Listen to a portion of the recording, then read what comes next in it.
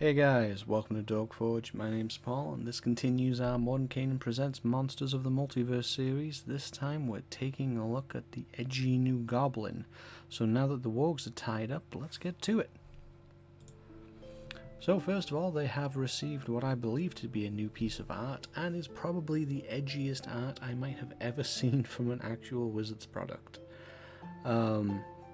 This, I guess, could be a Pact of the Blade Warlock Goblin, or perhaps a Goblin that's got their hands on a powerful spear of some kind. I don't know, but it's really cool looking, and definitely gives a more serious take on goblins than some of the previous art, like we saw in Eberron, for example. Jumping on into it, we have the standard boilerplate changes. The ability score increases are now +2 and +1 of your choice, or 3 +1s of your choice, whereas originally when it was published in Volo's Guide to Monsters, it was a +2 to Dex and +1 to Constitution.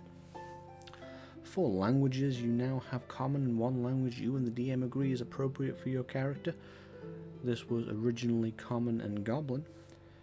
And now let's get into the actual... and of course, unless said otherwise, you live as long as and are about as tall as a human. So, as a goblin, you are humanoid, you are small, you have a walking speed of 30 feet and dark vision out to 60 feet. All of this so far is still pretty standard from the original. It's also important to note considered a goblinoid for any prerequisite effect. The new starts here with Fey Ancestry. This is an entire addition, this is not replacing anything from the original version, and gives you advantage on saving throws to avoid or end the charmed condition on yourself. Fury of the Small is one of the key features of the Goblin and has received a significant rework. Originally this was once per short rest. When you hit with an attack, you can do additional damage equal to your level. This has now been significantly changed for the damage to equal only your proficiency bonus, and the amount of uses increased to your proficiency bonus times per long rest. This is a significant nerf. Even if you add up all of the uses throughout the day, this never gets better. Ever. Even if you're assuming that short rests are going to be a little bit stingy, this is just bad. When you combine this with the buff of Fey Ancestry, I would say that this is close to a wash, but this definitely does change your build priorities if you want to be a goblin. Finally, we have Nimble Escape, which is the ability to take the disengage or hide action as a bonus action on each of your turns. That's exactly the same and makes you a little bit of a rogue. Overall, this is... I'm disappointed with this, I'm going to be honest. The Fury of the Small was a really nice damage boost ability, a little nice smite-like effect, and taking it down to proficiency bonus is just pathetic. Yes, you can use it more, but...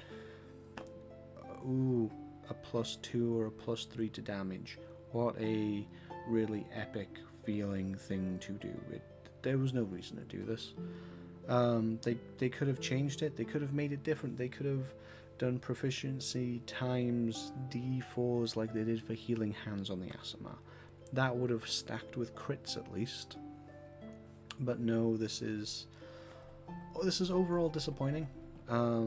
Depending on what you are coming to the Goblin for, this is still an improvement in some ways with the flexible stats and the Fey Ancestry, but if you were coming to the Goblin and you were eyeing up the damage potential for your Novas from Fury of the Small, you're best off looking elsewhere now, and probably towards an Aasimar instead actually, since they can now be small, so if you were planning to be mounted, then that works just fine. And at least their downgrade to proficiency bonus does happen every single turn instead of just once at a time. This is a little disappointing, but if you're going to use this, how would you use this? Now, the old advice still rings true for the Goblin, and that is that do not be a rogue. Nimble Escape has far too much redundancy with cunning action. However, you can use it to make a bit of a rogue out of somebody else. And what I like to do previously with the Goblin is something that I still think is viable, and that is make yourself a pseudo-rogue as a dex-based fighter, or even a dex-based ranger.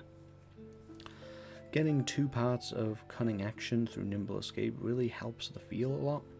Being small helps with getting cover and just hiding around. You can use much smaller hiding areas, and you can get through smaller spaces.